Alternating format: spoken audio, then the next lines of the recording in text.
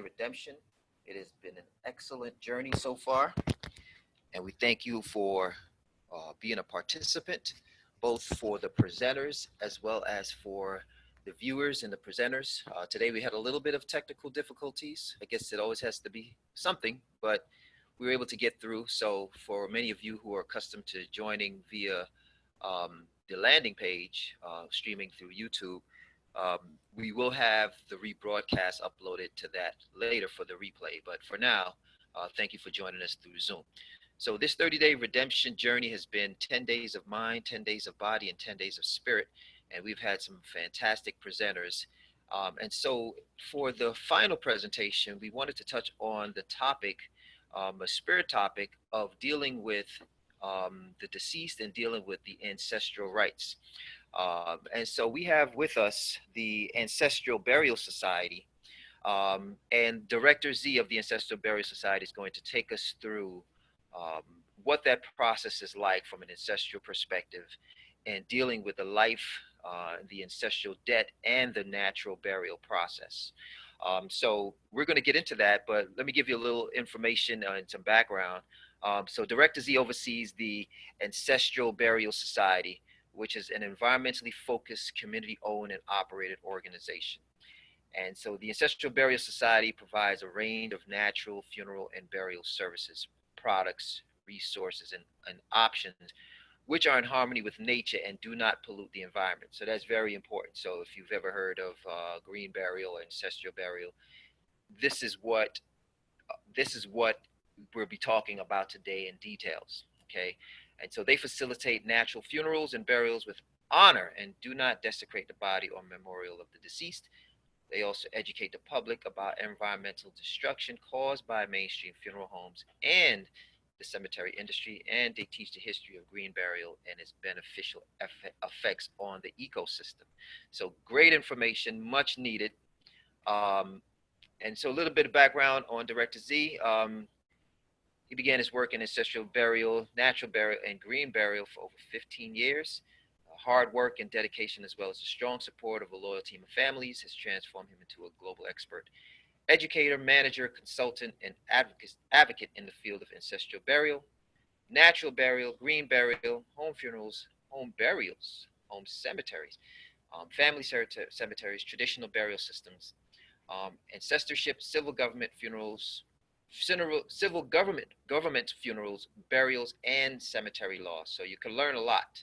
Um, and of course, this 1 hour we're going to touch on the subject, but of course, you know that this is a very extensive subject.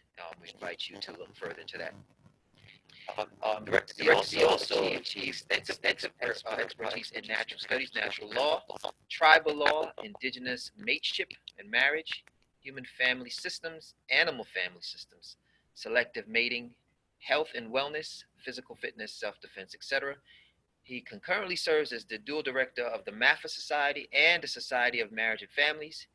His guiding influences are his loving parents, his wife, his children, his ancestors, the precognitive imperative to transform into the noble and supreme being that we are destined to become, and lastly, his immovable commitment to guide people along the journey. I know this personally because this has been a friend of mine for over 30 years. So what he's going to cover today is life, the ancestral debt, and natural burial. Number one, existence, its origins, and evolutionary pressures.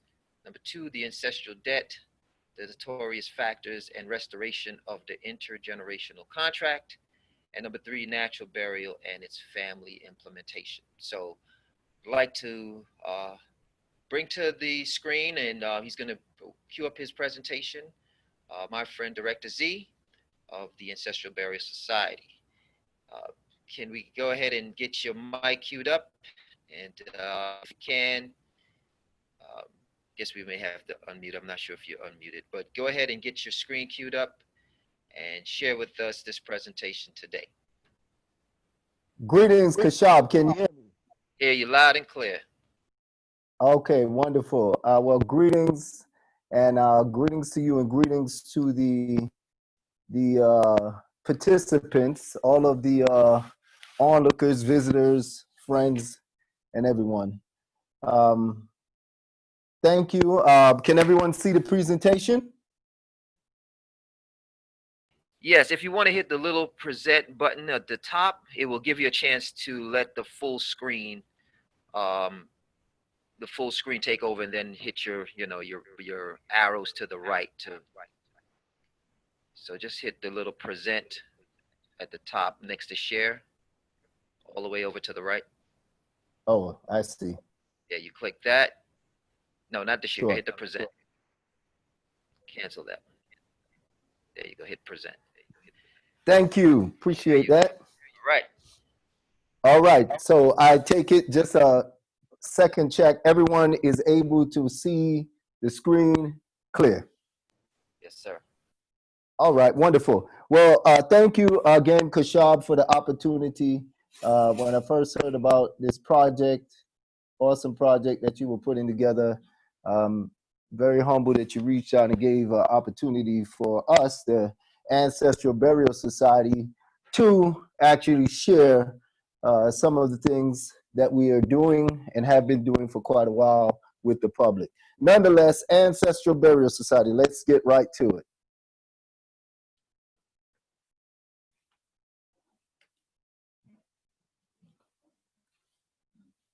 Okay, let me back up.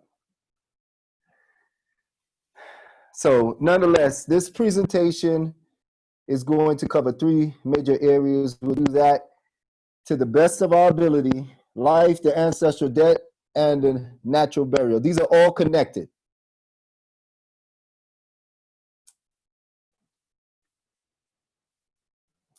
First thing I want to offer and mention that we can think about is in our DNA, and this is a quote from a gentleman named Lewis Thomas. It says in this quote, obviously, that we carry DNA from our ancestors, from that combination and fusion of different ancestors.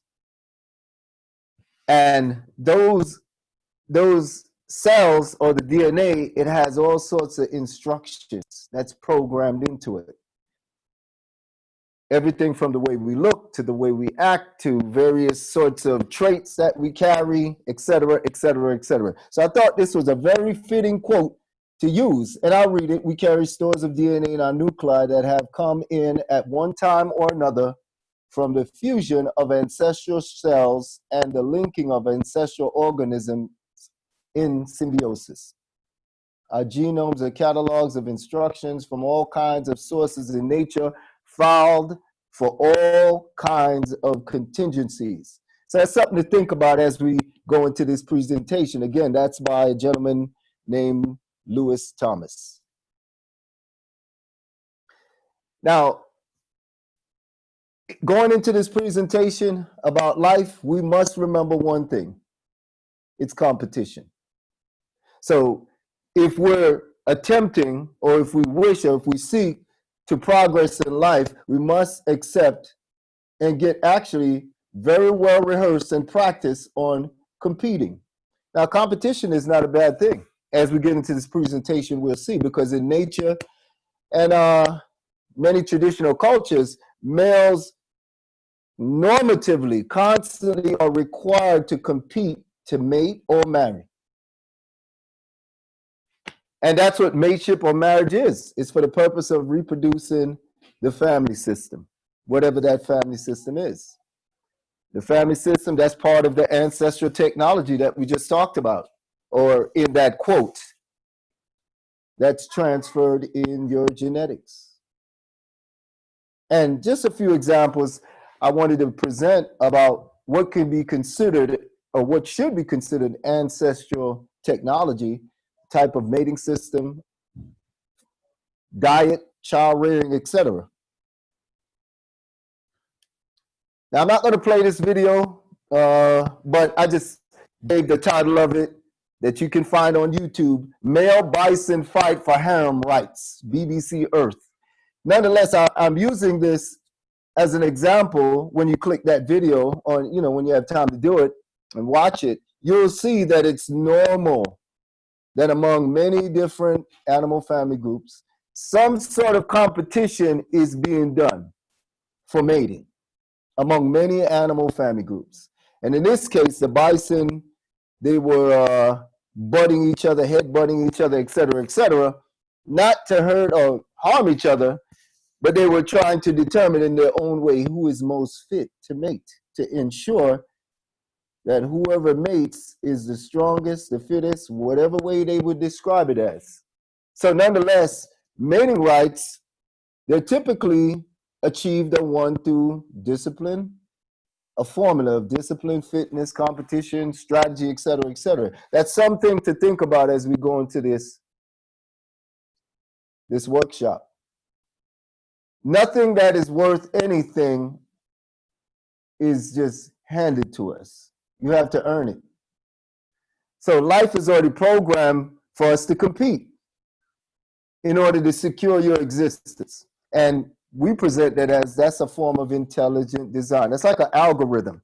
So just the same way we see these bison or any other creatures that compete to mate, that's already programmed because they do it over and over and over again. They didn't go to school, quote unquote, a school building like human beings do, but it's already a part of their nature. Again, when we apply ourselves to the maximum level, that secures whatever we are, our existence, but moreover, that ensures the perpetuation of our families and our family system.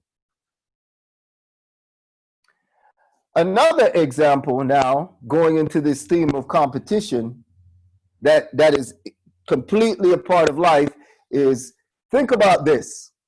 We already talked about the bison, right, just now.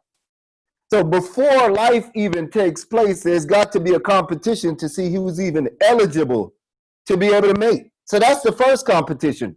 So you have to compete to see who's even eligible to mate. Now we're talking about when, you know, people or animals, those that are selected for mating.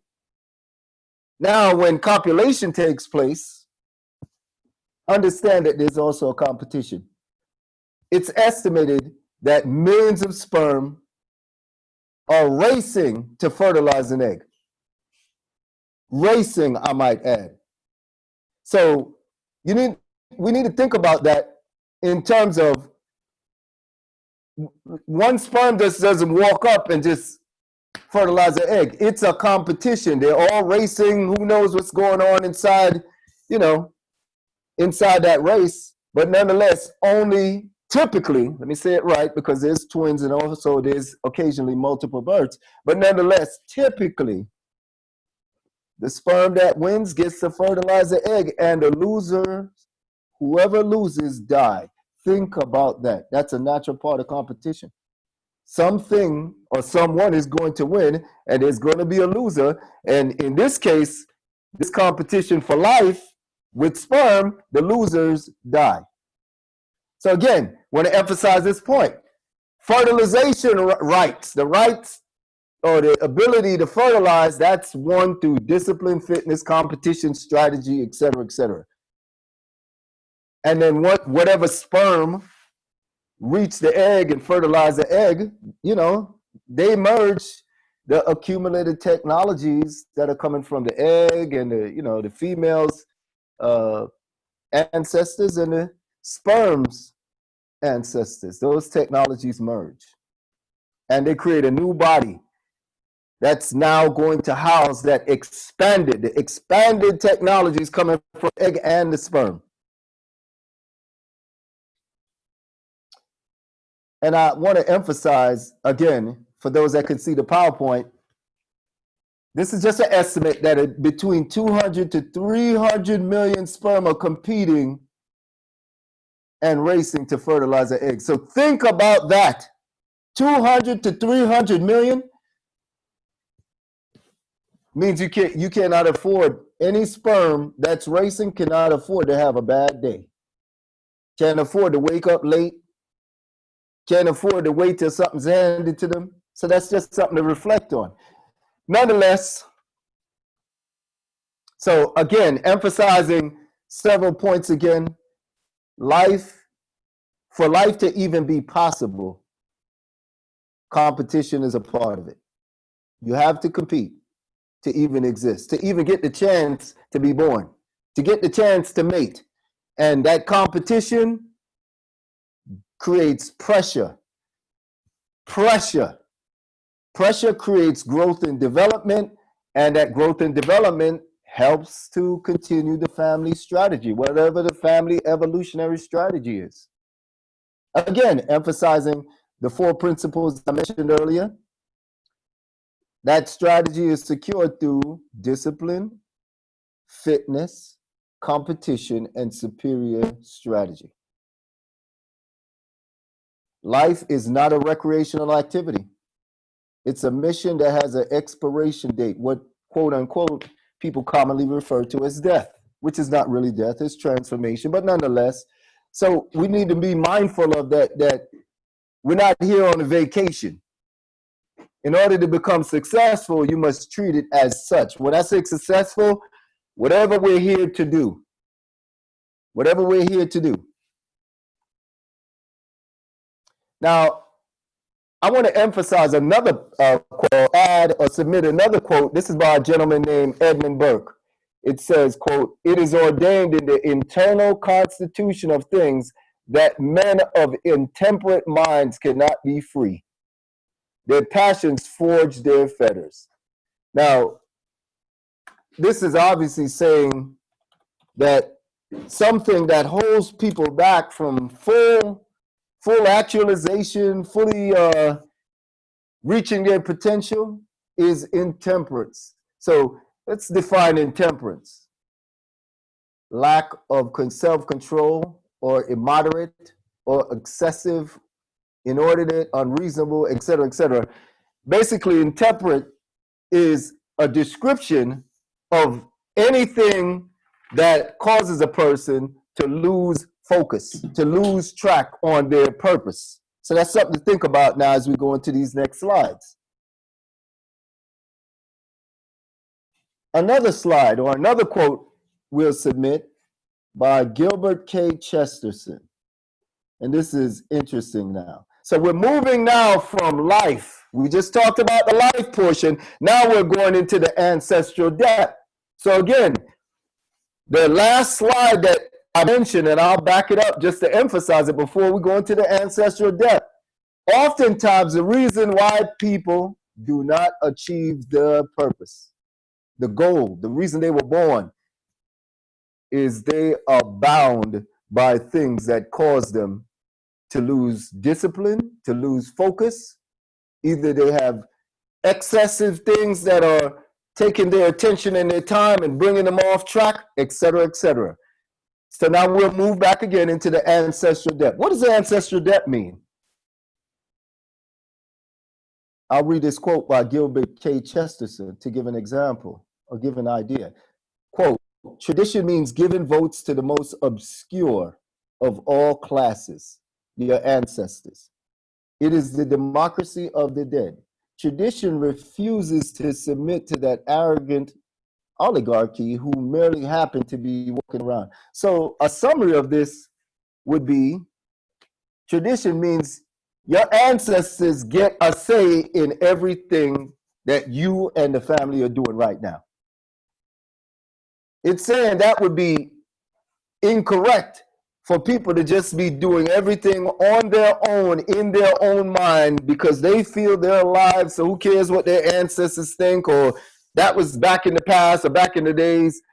This is defined, a very interesting definition of tradition, as tradition is making sure your ancestors, whatever that ancestral technology is, whatever the ancestral systems are, it continues in some way. It's not just cast to the side. So that's part of the ancestral depth. Continuing certain things that are beneficial, I might emphasize, beneficial, useful, helpful, evolutionary, growth and development, etc. That's part of the ancestral depth. I'll continue. Now, it's important to emphasize now, our ancestors have already earned the right forever and a lawful vote in the family affairs. Two examples, the reasons are they procreated us. We wouldn't be alive today without our ancestors. The DNA that you have, that body that you're sitting in, standing in, whatever you're doing in, living in, it was given to you. So it's not as if a person could say, look, I made myself. No, you didn't. So there's already a depth there. And the technology that we have that oftentimes we like to think of as of our own intelligence, we're so smart, we made everything up, we're just this hyper creative person out of the blue. No. As genetic studies continue to show, many of the traits and the characteristics that people have, including intelligence, is genetically passed on. So again, the point is, our ancestors, a person's ancestors, a family's ancestors, don't have to ask our permission to be included in the family affairs. They've already earned it. And that's something to reflect on. Whatever they did by being born, remember, we're going back to life now. They competition, whatever lives they live, their labors, whatever technologies, whatever they transmitted to us, creates that primary depth for us to fulfill the same obligations moving forward for the family. So the same, all of the things that they did that made them who they are, many parts of that, much of that is now passed on to us. And that's an obligation to us. Now, before I go even further into the next slide, let me make an example. If your ancestors ate a healthy diet, you have an obligation to eat a healthy diet, because you wouldn't have the healthy body you have if they didn't eat a healthy diet. If your ancestors followed a beneficial form of mating, you have an obligation. You have an obligation and a debt to follow similar that form of mating and continue it. If your ancestors taught you how to conduct yourself with elders, you have an obligation and a debt to continue the same. If your ancestors followed a productive economic system for the family, if they created a strong family economy and passed it to you through an inheritance, you have a debt and an obligation to follow and carry on those same things. Not just follow and carry on, but to pass it to the next generation. So I want to give some more layers to that ancestral debt. Those are all examples of things, technologies, labors, property, if you will, that are now passed on to us, that we have to take care of and pass on to the next generation. Those are elements of the ancestral debt that you get from life. I want to submit another quote to think about by Edmund Burke. The quote says, "People will not look forward to posterity, the future, your descendants, your heirs. People will not look forward to posterity who never look backward to their ancestors." Very interesting quote, because this is highlighting the tendency of why some people don't have vision. Posterity is vision. You're thinking ahead in the future, because oftentimes people don't even take the time to realize much of what we need has already been provided to us and organized and created by our ancestors. You ever heard the term, you don't have to reinvent the wheel? It's true. It's true. Much of the reason why many times people think that, look, I need to do this and this and this, they never consult the records of their ancestors, whether that's your family history, your elders, your parents, wherever those ancestral records can be found. Oftentimes people don't even realize the same things that you're trying to find or struggle or build, your ancestors already may have done that and done it in an even greater level.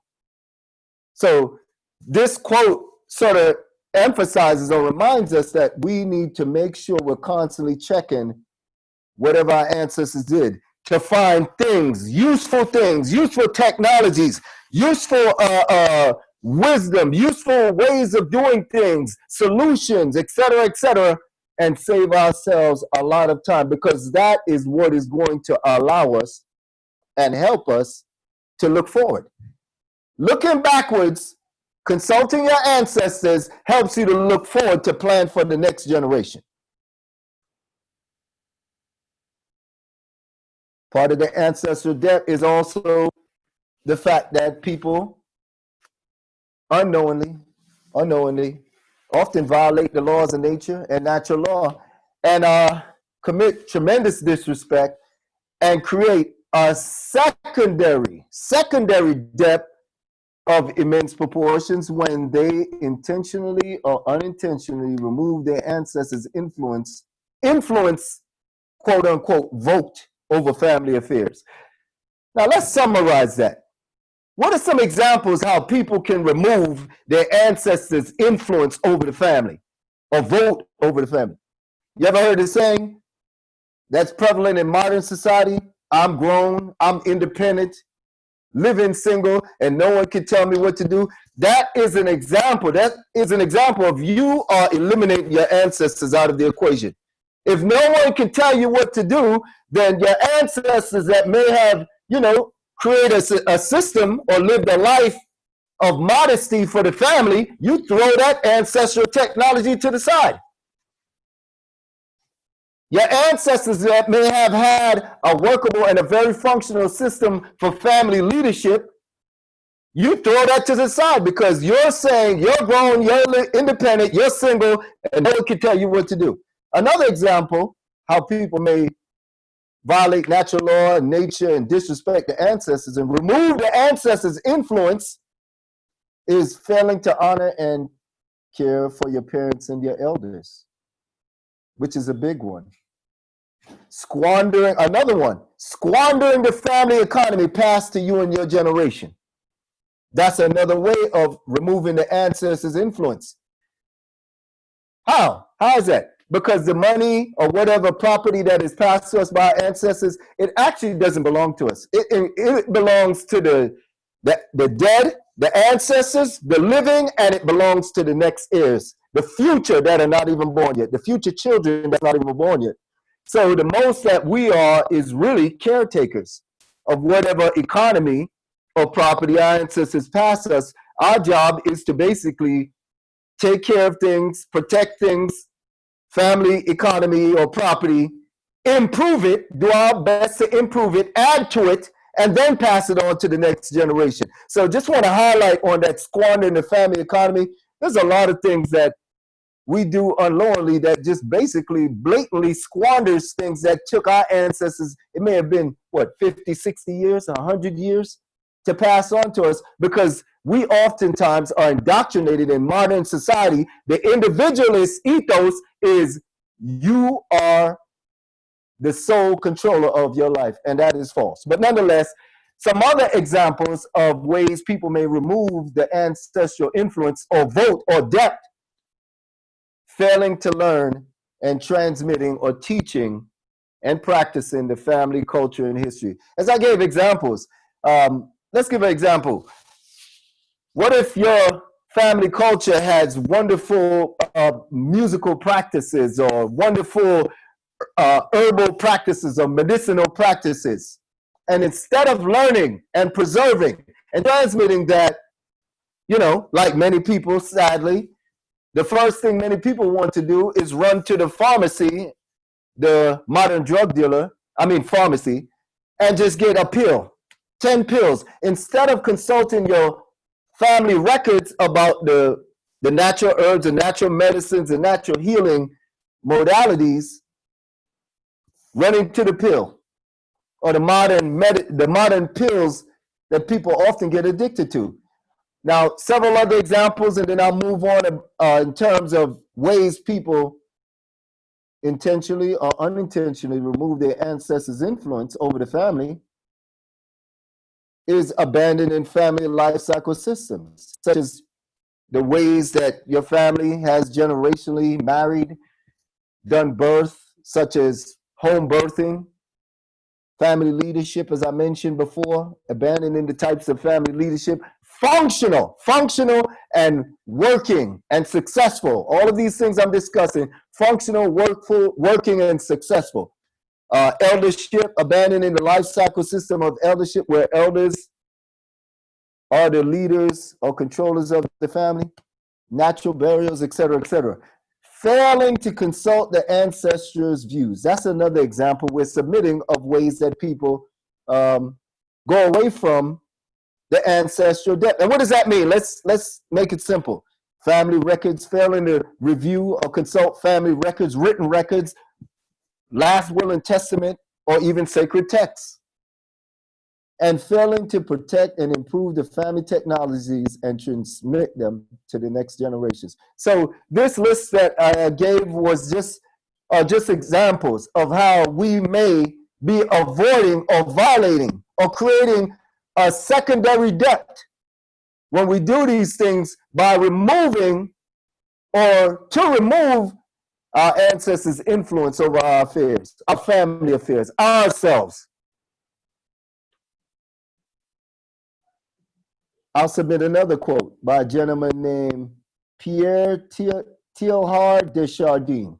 It says, humanity is still advancing, and it will probably continue to advance for hundreds of thousands of years more, always on condition, advancement is always on condition, that we know how to keep the same line of advance, the same movement, progress, motivation, as our ancestors towards ever greater consciousness and complexity. Simply put, this quote is saying we have to keep the same momentum, competition. We have to keep the same drive that our ancestors had and even increase it if possible to build, to move forward, to evolve, to get better, etc. And whatever we are able to achieve, we pass it. We put it in a packet. We combine it with whatever was passed to us from our ancestors and pass it to the next generation while we are alive, I might add, so that the same process is continued. Again, I started off this workshop by pointing out the buffaloes. Do the buffaloes change? Do the buffaloes, when the baby buffaloes are born, say, look, I'm independent, I'm an independent buffalo, I don't want to live in a herd, I want to live as an independent buffalo? No, the buffaloes continue the same line of advance and technology as their ancestors. So I think this quote is very relevant to summarize the point of the ancestral debt. We must take a hold of, learn, study, practice what has been passed to us that is useful, beneficial, productive, add our portion to it, and then pass it to the next generation. That's the ancestral debt. Now, just in summary, restoring the intergenerational payment of ancestral debts, that simply means when one generation is born, they have a debt to the previous ones and to the children or the future children that are not even born. So the debt is not just to the previous generation that's lived. No. The intergenerational debt is also to the future children that are not even born. So be aware of this. I will summarize this in probably the most succinct way. If you, dear listener, get $1 million, you achieve that during your lifestyle. Maybe you work and get $1 million, or you invest and make $1 million, or you, I don't know, hit the lottery. That $1 million does not belong to you, as bizarre as that may sound. In ancestral culture, that $1 million belongs to the intergenerational family. Your job with that $1 million is to live as frugal as possible and pass that, whatever you can add to whatever you've accumulated, $1 million or more, pass it to the next generation. And before passing it, teach them how to manage that property. This is not just about money. This is about your physical health, because the same way you can abuse the economy of a family, you can abuse the genetics of the family. So you have to take care of your physical health so that way you're teaching the children of the next generation how to take care of that genetic property of the family.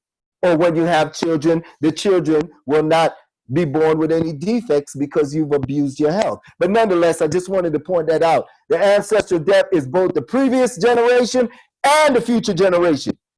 Moving along, I want to give some simple examples about implementing or restoring the intergenerational payment of ancestral debt, submitting to your family leadership. In this case, we're presenting male family leadership, which is the norm. Honoring and caring for your parents and family elders, developing the family economy instead of squandering it, saving money, saving resources, and holding it, preserving it for the next generation in perpetuity.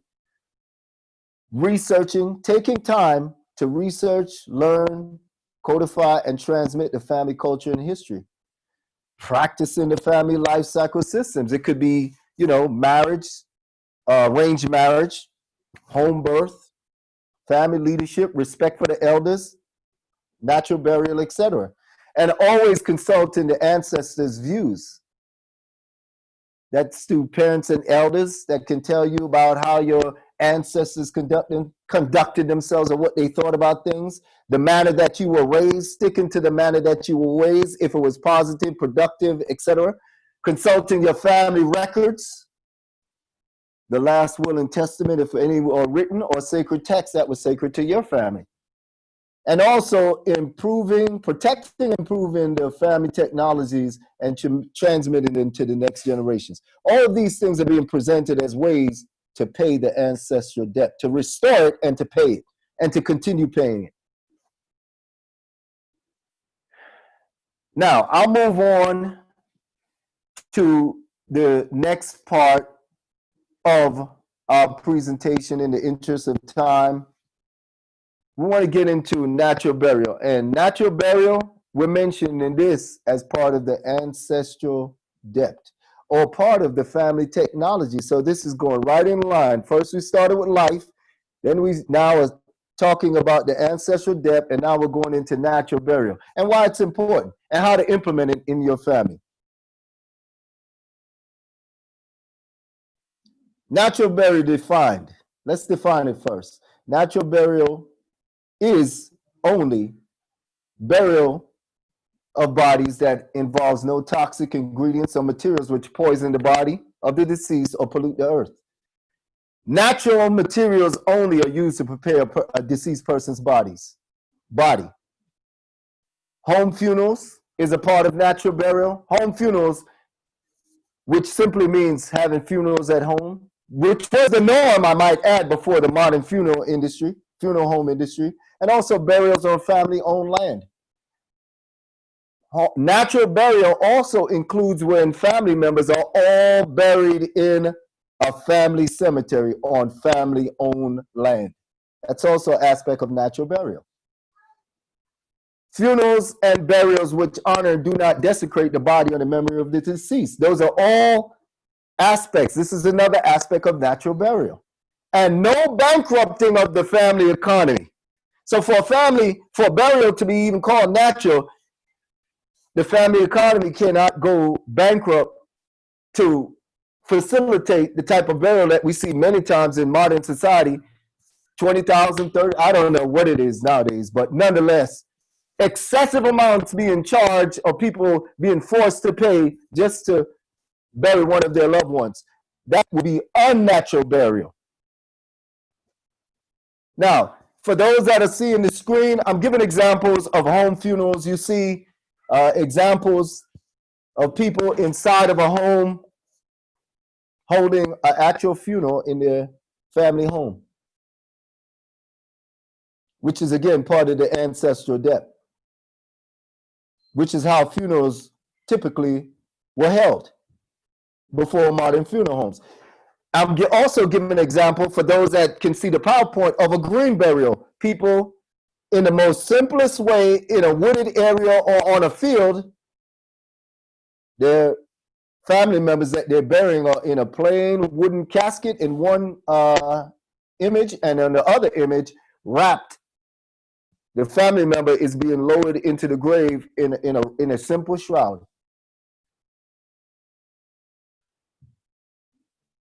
Now, going to the point of how can people institute or what is a family burial system? A workable, a functional family burial system. When you control the family economy of the funeral, the burial, and the aftercare. So certain ways to do that are to always maintain a family burial fund. Also, we are suggesting always maintain, especially on the providers of the family, the main breadwinners, quote unquote, $10,000 insurance policies, minimum. That's just minimum. Also having an aftercare system for widows and orphan children. This is all within the family. We're presenting this as a part of a family burial system. Also, ensuring that the family has natural burial education, whether that's through workshops, classes, and training, because the sad part, on top of the other sad parts of how much people have lost, especially when it comes to things like home birthing, midwifery, when you look at the natural burial space, most of that information has been completely lost for the majority of the population, especially in so-called Western or modern countries. Most people would have a heart attack if you told them you need to prepare the body of your deceased relative, because that information has been lost. So now the way to implement that information back into the family is finding out institutions or organizations that can provide that. So everybody, the young people, the old people, the adults, etc., the men, women, and the children, everybody's aware that burial is a natural process and there's a way you do it. So nobody is afraid of death. And also accessing and connecting with burial societies that can provide that sort of support or resources or services. These are all being presented as necessary parts of establishing and maintaining a family burial system. Again, for those that can see the workshop, we have right now a slide up that shows there are people doing this as we speak, maintaining home funeral and green burial training workshops, educational classes, courses, and that's what we're seeing on the screen right now. Actual workshops being conducted with people practicing how to move a body using a sheet, and how to do prepare a body inside your family home, et cetera, et cetera. So these things do exist, and we, the Ancestral Burial Society, provide these things also for anybody that is interested. Now, in closing, I want to mention a few things so we can distinguish natural burial, green burial, ancestral burial, which is part of the family system. That's part of the ancestral death. We want to distinguish the natural burial from the toxic burial. Elements of the toxic and immoral funeral industry or burial practices or funeral practices are the following. They use toxic ingredients such as formaldehyde. They drain the blood out of the deceased person's body and they inject formaldehyde in the person's body. Formaldehyde has already been scientifically proven to be a cancer-causing agent. It pollutes the person's body and it pollutes the earth once you put their body inside of the earth. Also, there's a lot of unnecessary procedures being done in the modern funeral industry to the bodies of deceased persons that have nothing to do with burial. There's no need to drain their blood. What is that for? There's no need for sewing up their jaw, which is a common practice in the modern funeral industry. Sewing up their jaw, yes, to close their mouth, and gluing their lips shut, and gluing the person's eyelids shut. That's unnecessary. It's actually abuse. It's corpse abuse, ancestor abuse, and whatever else. So these are examples and others of why the funeral industry, the modern funeral industry, is actually a violation, a violation of the deceased. Also, the high cost of funerals and burials is ridiculous. The cost ranges in different places, of course, but some of the prices that they give people or families, grieving families, I might add, for coffins, it's an insult. Why do you need to spend $10,000 for a coffin? Why do you need to spend $4,000 for flower arrangements? Another examples, or two more examples, final examples, are it's unnatural for family members to be buried in different cemeteries. That is completely against the natural ancestral burial system or green burial system. Traditional cultures, all family members are buried in the same plot, typically in their own land. So this whole foreign idea, this artificial idea of the grandmother's buried over there in one cemetery, the mother's buried in another cemetery, the father's buried in another cemetery, the children are buried in another cemetery. If you really think about it, it's insane. It's ridiculous. So this is another reason why the modern funeral and burial industry is it's just immoral. It doesn't make sense. If you want to see all your family members, they should be buried in the same cemetery. And also that's a form, we're arguing that's a form of homelessness. When you allow your family member to be buried in a cemetery that your family does not own, in traditional culture, that's looked at as you're consigning them to homelessness because their body is residing somewhere else, some other property, some other land that's controlled by somebody else and not your family. So we're presenting that as a form of homelessness. Again, I talked about the environmental pollution, and I could go on, but in the interest of time, I won't.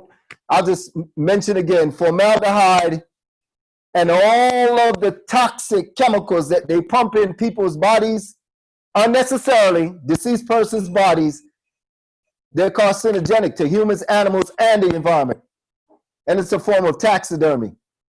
The same way people taxidermize animals that they hunt, cut off the head or maybe the whole animal and stick it on a wall and use all sorts of preservative fluids and disinfectants and whatever else to display that body. We're arguing that that is what is being done to people's bodies when they go to the funeral home. And it's a desecration of your ancestors, your AKA, your deceased relatives. For those that can see on the screen, we have a slide with some examples of taxidermy. And we have a slide of Frankenstein's monster and also a coffin, just to highlight or to emphasize how disrespectful it is to put your loved one in a modern funeral home and allow them to cut, slash, drain the blood out, and pump embalming fluid in your loved one. That's one of the greatest ways of desecrating your loved one. Return back to the natural system, which doesn't do any of that, and you learn how to prepare your loved one at home, their body at home. Also, we might again mention the toxicity of the modern funeral industry and the immorality of it, again, is grounded in the fact that you are transferring ownership and guardianship of your deceased family members to strangers. You're basically paying strangers because you pay the cemetery to take possession of your loved ones. So we are pointing out, highlighting that is toxic. Your loved ones, anyone's loved ones, any family's family members should be buried on family-owned land. Additionally, we're emphasizing again, that's a form of homelessness. That's basically giving your deceased relatives, you're putting them out the family because wherever they are currently, quote unquote, residing in a cemetery, it's not family property. Now, in summary, and we'll take a few questions that anyone may have. The Ancestral Burial Society, we provide a range of services from home funerals, green burials, natural body preparation, natural natural funerals in the family home, green burials on family-owned land in the family cemetery. We have a range of educational courses, programs, classes that train people on what natural burial is or ancestral burial and family. So there's a range of that. We also provide lectures, sponsored lectures and consultations to those that are interested. And also family burial planning. And we also teach people that are interested or organizations how to create burial funds that will always have the money on hand to bury your loved ones. Nonetheless, for those that are looking at the slide online, you can contact us in various ways. if you want to contact us through Facebook, Ancestral Burial. Type in Ancestral Burial on Facebook. We also have a YouTube channel, Ancestral Burial Society. You can contact us there. And if you wish to email us, you can email us at ancestralburialsociety@gmail.com or greenburialsociety@gmail.com. And All right. thank you for your time. Excellent presentation. Um, we have many questions and comments. So what we'll do is we'll go from the top down, and then I will open up for any questions for Director Z. We have a comment in here in regards to cremation. Is cremation a respectful practice? Director Z, do you Thank have a you. comment for that? Yes. The word respectful, we want to contextualize. This whole presentation is about ancestral depth. So when we use the term respect, we have to frame it within whatever family or culture. In India, many of the people in India, due to religion or culture, they utilize cremation. So cremation is respectful because that is their ancestral practice. So that's how we're reframing that word cremation and reframing it to, is that what your ancestors did? So that's how we're reframing that. Now, to answer the question of cremation in the entirety, which I think, hopefully, I believe anyway, the questioner was asking, the modern system of cremation is not a respectful practice. The modern system of cremation is not the ancestral system that is found in certain places like India and in certain parts of Asia and other places of the world. In those societies, the traditional practice of cremation is passed on by their ancestors, and the family members of the deceased are the ones that cremate the body. They don't outsource it. So the traditional ancestral practice of cremation in those societies, that cremation is native, key word, native, the family cremates the body. That's how it's respectfully, quote unquote, done. Now let's look at the modern society cremation.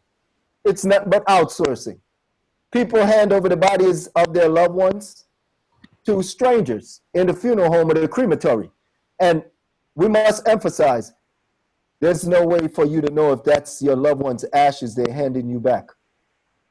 It's not respectful. You cannot verify that that's your loved one's ashes. So under the context of the modern system of cremation, cremation under the modern system is not respectful. It's disrespectful because you can't verify that's your loved one's ashes that they're handing you back. Secondly, and I'll pause on this question, and because I know we have other questions, the modern system of cremation is not respectful because the ashes of people's loved ones are mixed with the ashes or the dust of previous people or possibly pets that have been cremated.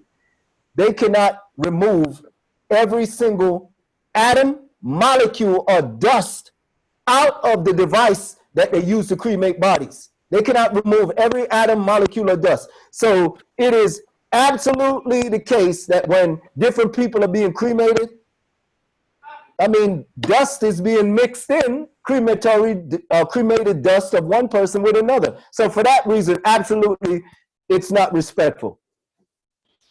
Okay. The modern system. Okay. Thank you for that. We have another question. Is organ donation okay? What if it's for a family member? Organ donation, again, couching this within context. Organ donation is saving a life. So if organ donation is done for a family member, 100%. In most traditional cultures, they absolutely would agree with that because it's saving a life. And that's one of the highest virtues that a person could perform. So yes. Now we have to put this in context here because there's limits on this. There's limits have to be drawn on organ donation. The modern organ donation industry, there's a lot of corruption in it. People that have more money are getting organs, and those that have less money are getting less money. Excuse me, are not eligible to receive organs. So money also plays a great role in that. Also, let's ask this one question. We have to ask the question: is that organ compatible with you? We're not talking about if that kidney can, work as a kidney. That kidney is coming from a different set of genetics. We have to consider what's the effect of donated genetics in kidneys and organs. What effect is it having on you? So we have to also consider that it cannot be just a simple matter. Yes, in general, yes, it's one of the highest virtues to save a life with an organ. Yes, but we also have to ask and place limits and say, hold up, should you donate organs even if there's some possible negative effect on your genetics if you receive organs that have genetic traits, genetic diseases, genetic, et cetera, et cetera. So I'm just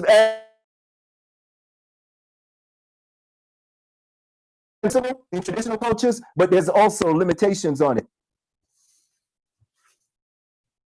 Okay. I have another question. Is certification needed for someone to do their own family burial? What if you don't own land to bury your dead? What are your options if you want a green burial? Do you need a permit to bury? How does someone bypass authorities if someone passes from COVID-19? They look like four questions, so let's just deal with maybe two. Is certification needed for someone to do their own family burial?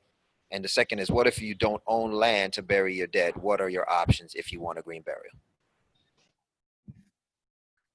Okay, wonderful. Um, let's decontextualize the word certification. Yes, certification is needed. What is certification? Certification is demonstrated competence. So yes, demonstrated competence is needed to do green burial, just like demonstrated competence is needed to cook food. Yes.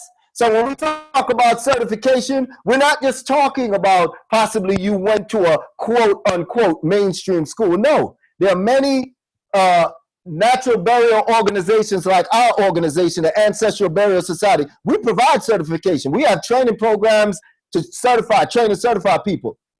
But I want to mention that certification does not just mean you didn't go to a mainstream school. No, certification in the entirety means you are competent.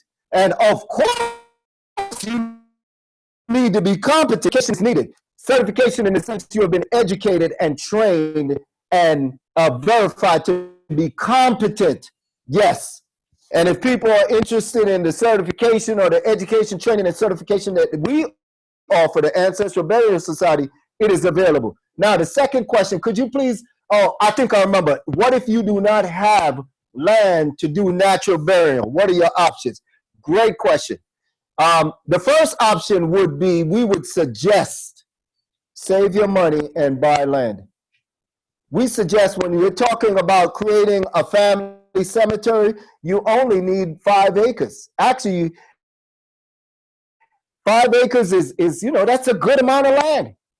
So we would suggest, this is what we suggest in our workshops, take your income tax check.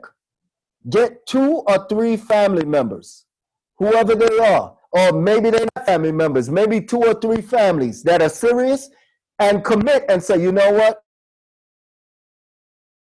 We're going to take our income tax check. So we're going to save money over the course of the year, and then we're going to take that money and purchase several acres and use that for the cemetery for our family from now on. When you purchase that sort of land, you want to make sure you purchase land that is zoned, that is in an area that is zoned for that.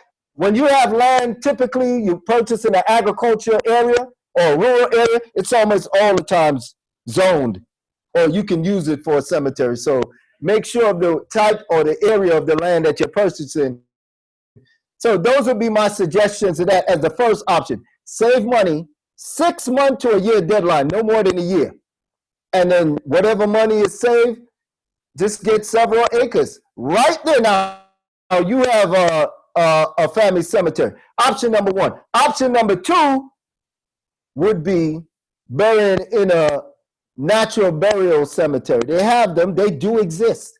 They do exist. What you could do is buy a certain section. You may tell the natural burial cemetery, look, we want to plan in perpetuity for burying our family, but we don't have family land. So we would like to buy a certain section of your cemetery in a natural cemetery or a green cemetery.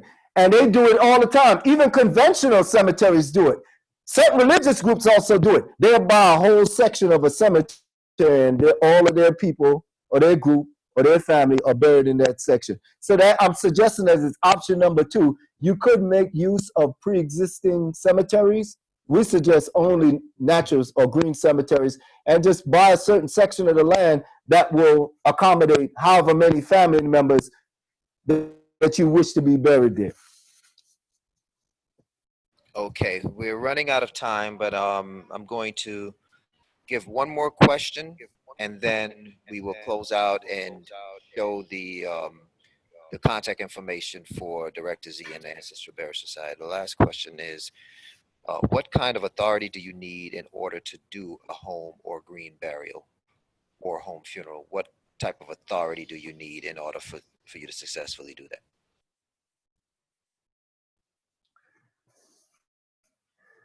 In order to do a home funeral or a home burial, I'll start with home funeral. Every single state, listen very closely, every single state in the United States has laws that allow home funerals and home burials. Every single state. And when I say they have laws, either they have laws explicitly saying you can do it, or the law doesn't say you can do it, which basically means you can do it. Every single state. Now, in order to do a home funeral, prepare the bodies of your loved one at home, you just have to be, again, competent. And competent doesn't mean somebody that has the desire but not the knowledge. No, competent means you have to know how to handle bodies. You have to know how to deal with the safety protocol to prevent disease transmission. You have to know how to lift bodies without injuring yourself. You have to know how to preserve bodies for however long they're going to be in the family home so that decay doesn't set in. The list goes on. You get the point. So going back to the whoever the person was that asked a question about competence, the law allows you to prepare your loved ones at home under certain conditions. It does. It already does. So there's not some paperwork you have to go get from mainstream system. You just have to know how to do it. And there's a lot that goes into doing it. That's the home funerals. Now the home burials, that's another thing. Similar, you have to have land. You have to have land that is in an area, whether it's your land you reside on or maybe just land you use for other purposes, agriculture or whatever. You have to have land that is in an area that permits that. So in other words, if you have land in a farming area or agriculture area, it's almost certainly always the case. Do not even attempt, if you're living in the middle of New York City, to do a home burial. No, you already know the answer to that. Chicago, Detroit, don't do it. Don't. We'll save you the time. So in order to do a home burial, you just simply need land that's in an area that permits that, and most rural or agricultural areas permit that. And if you have land that you live on, you could also do it, as long as your land that you live on is in an area that doesn't prohibit it. Excellent. But also you need the information and the knowledge of how to bury a body, because there's an actual system of how to safely bury a body, how deep the hole should be dug, how to safely put the body in the hole or the grave, so to speak, and certain elevations or certain, the topography of the land.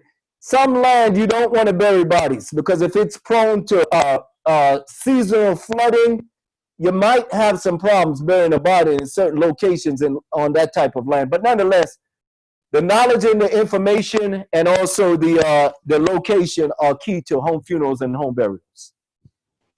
Excellent. Director Z, would you mind unsharing your screen so that I can share on my end? Yes, sir. Can you see that? Well, stop your share. I think it's when you close out your screen, you should see a little red button that says stop sharing. Just want to share Got both. you. Okay. Is that good? Yep, that's good. Okay. So for anyone that's interested, this is a very informative, as you can tell, presentation, and it requires more details and more training and more questions answered. So if you have those type of questions, you could reach out to Director Z of the Ancestral Burial Society or by email, ancestralburialsociety@gmail.com, phone number 404-548-8608. But it's something that I believe is very necessary. So as we deal with the close of this last day of the 30-day redemption, it seems applicable now that as people transition or carry the spirit of this information forward, that you can see into the future how best to deal with your ancestors, how best to deal with yourself. And so I'm going to open up any closing comments for Director Z that he wants to leave with the audience before we end the end of the 30-day redemption, which again, we may re-up again in June. So stay tuned for that and some workshops in May. So any closing comments, Director Z? Yes, thank you, Kashab. I'd like to extend my thanks and appreciation to you for the opportunity to share this vital information with the audience. Like to thank everyone that joined in and listened in. And I would say this, the theme of this study day is redemption. Redemption means freedom. And if we want to contextualize ancestral burial and freedom, if you don't have your own family cemetery, you are a slave to burying your loved ones in somebody else's cemetery. That's a form of financial slavery. If you don't know how to prepare the bodies of your loved one, you are in a form of burial preparation slavery. And if you, every time somebody in your family dies, you have to shell out five, $10,000, $15,000 to somebody else to prepare the bodies of your loved one, you are in financial and economic slavery. So my final thoughts would be to the audience, redeeming yourself from financial slavery, economic slavery, burial slavery, death slavery, cemetery slavery, funeral home slavery. Learn how to bury your loved ones. Contact us if you wish to learn about how to do all things within that entire process: home funerals, home burials, family burial fund, the whole 9 yards, and you will redeem your family, and then you can pass that redemption on to your children in the next generation. Excellent. We thank you again, Director Z. For everyone else that was a participant from day one or at any part of the 30-day redemption, we hope that this segment, this April segment of redemption, has been of value to you. We invite you to share the Facebook fan page with your friends and family so that they can be kind of queued up on the 30 days. And that information is available on the screen, 30-day redemption on Facebook. Type it into the search and share that with your friends and family. And we will invite you to continue to share the 30-day redemption because it will be an ongoing process, both the 1 hour free segments and then the workshops that we'll be doing in May and ongoing. So thank you all. Have a fantastic day. It was a great journey with you. And thank you again, Director Z. Thank you, Rafaela, for all the hard work behind the scenes and in front of the scenes. And I appreciate you all, and we will talk soon.